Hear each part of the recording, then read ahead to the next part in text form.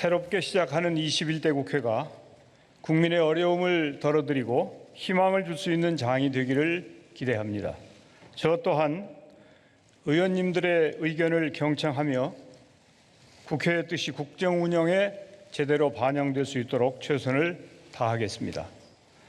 수개월간 우리는 국민 여러분의 협조와 의료진과 방역당국의 합치된 힘으로 코로나19와의 어려운 사투를 극복해 나가고 있습니다. 이러한 노력의 일환으로 정부는 지난 6월 4일 2020년도 제3회 추가 경정예산안을 국회에 제출했습니다. 1972년 이후 반세기 만에 처음으로 제출하는 세 번째 추가 경정예산안이며 역대 최대 규모입니다. 그만큼 정부는 현 상황을 엄중하게 인식하고 있습니다. 이번 추가 경정예산안은 당장의 위기를 극복하고 포스트 코로나 시대를 선도하기 위한 첫 발판으로서의 의미가 있습니다. 오늘은 국민과 국회의원 여러분께 추가 경정예산안을 편성한 이유와 주요 내용을 말씀드리고 이해와 협조를 구하고자 합니다. 지난 두 차례의 추경을 통해 방역 체계를 강화하고 민생 안정을 지원하여 급박한 코로나19 상황에 효과적으로 대응한 바 있습니다. 특히 긴급 재난지원금 지급으로 중소형 마트와 전통시장 등에서 모처럼 소비 심리가 살아나는 효과도 나타났습니다. 정부가 재정을 적기에 투입할 수 있도록 두 차례 추경안을 신속히 통과시켜 주신 국회에 다시 한번 감사드립니다.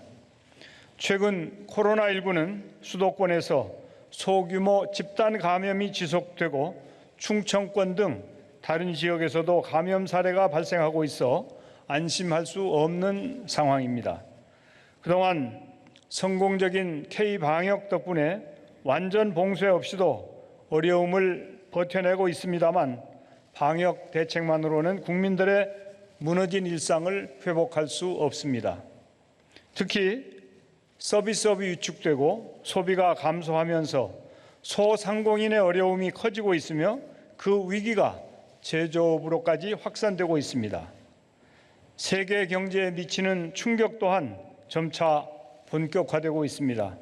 세계 경제는 100년 전 대공황과 비견되는 위기에 직면하고 있으며 그 위기의 끝과 깊이를 알지 못해 경제의 불확실성이 지속되고 있습니다. 모범적인 방역 정책을 펼쳐온 우리 경제에 대해 IMF 등 다수의 기관들이 상대적으로 긍정적 평가를 하고 있지만 외환위기 이후 처음으로 역성장도 전망하고 있습니다. 글로벌 경기 침체로 인해 4월, 5월 수출이 두 달간 연속해서 20% 이상 감소하면서 수출 기업들의 실적이 악화되고 있습니다. 항공, 자동차 등 관련 산업계는 유동성 위기를 겪고 있습니다. 일자리도 심각한 상황입니다. 경제 위축이 생산에 파급되면서 고용 상황은 더욱 어려워졌습니다. 특히 임시직, 일용직 등 취약한 일자리를 중심으로 감소세가 뚜렷하게 나타나고 있습니다. 코로나19가 새로운 경제, 사회 변화를 촉발하면서 기존 사회적 취약계층을 위한 보호망이 한계를 드러내고 있습니다. 정부는 그간 피해 극복과 민생 경제 안정을 위해 단계별로 신속하게 대응하여 총 277조 원 규모의 대책을 마련하는 등 총력 지원하고 있습니다. 이러한 대책들이 실효성을 발휘하기 위해서는 재정이 적기에 뒷받침되어야 합니다. 이에 더해서 코로나19 이후의 경제, 사회 구조 변화에 대한 미래 준비도 지금부터 당장 해나가야 합니다. 우리 사회는 비대면 사회를 넘어 온라인 연결을 의미하는 온택트 사회로 재편되고 있습니다. 사회 전 분야에서 예상되는 중심 이동에 비상한 각오로 대비해야 합니다. 디지털 경제로의 선제적 전환을 시도하는 것은 중요한 시대적 과제입니다. 또한 국제사회가 직면하고 있는 기후변화 문제에 적극 대응하고 새로운 시장과 산업, 일자리를 창출하여 지속가능한 성장의 길을 모색하여야 합니다. 피해 극복 과정에서 취약계층의 고용 충격이 집중되어 불평등이 심화되지 않도록 고용 안전망을 더욱 튼튼히 하여야 합니다. 정부는 우리 경제를 추격형 경제에서 선도형 경제로 전환하기 위해 고용 안전망 강화의 토대 위에서 디지털 뉴딜과 그린 뉴딜을 두 개의 축으로 하는 한국판 뉴딜을 미래 국가 발전 전략으로 추진하겠습니다. 이를 통해 전례 없는 위기를 극복함과 동시에 코로나19로 인한 경제 사회 구조 변화를 글로벌 선도 국가로 도약하기 위한 기회의 장으로 살리겠습니다. 존경하는 국민 여러분, 국회의원 여러분, 이제 추가 경정 예산안의 주요 내용을 말씀드리겠습니다.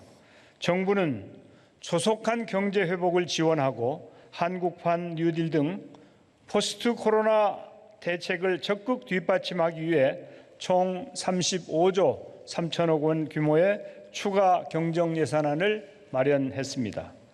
정부 지출 23조 9천억 원과 세입 부족 예상분에 대한 보전 11조 4천억 원으로 구성되었습니다. 주요 세출 항목은 다음과 같습니다. 첫째, 위기 기업과 일자리를 지키기 위한 금융 지원에 5조 원을 편성하였습니다. 소상공인과 중소 중견기업의 긴급자금 40조 원을 공급하기 위한 출연자금 1조 9천억 원을, 그리고 주력산업 및 기업에 대한 긴급 유동성 42조 원을 공급하기 위한 출연자금 3조 1천억 원을 계상하였습니다. 둘째, 고용과 사회 안전망을 확충하는 데 9조 4천억 원을 편성하였습니다. 재직자들이 일자리를 유지할 수 있도록 고용유지 지원금을 확대하고 긴급 고용안정 지원금을 통해 특수고용자, 자영업자 등을 지원하겠습니다. 비대면 디지털 일자리를 중심으로 55만여 개의 일자리를 창출하고 실업자에 대한 고용보험의 구직급여를 확대하겠습니다. 셋째, 경기보강 3대 패키지 추진에 11조 3천억 원을 편성하였습니다. 내수와 수출, 지역경제 활성화에 3조 7천억 원을 지원하겠습니다. 농수산물, 숙박, 관광, 문화 등 8대 소비 쿠폰을 제공하여 소비를 촉진하고 유턴기업 전용 보조금을 신설하겠습니다. 침체된 지역경제를 살리기 위해 노후화된 사회 간접자본의 안전을 보강하겠습니다. K방역과 재난 대응 시스템을 보강하는 데 2조 5천억 원을 지원하겠습니다. 음압병상 확대, 치료제 및 백신 개발 지원, 국제표준 방역 모델 개발 등을 통해 K방역을 고도화, 산업화, 세계화하겠습니다. 또한 사업장 안전보건 빅데이터 구축 등 재난 대응 시스템을 더욱 보강하겠습니다. 국가 프로젝트인 한국판 뉴딜 추진에 5조 1천억 원을 투입하겠습니다.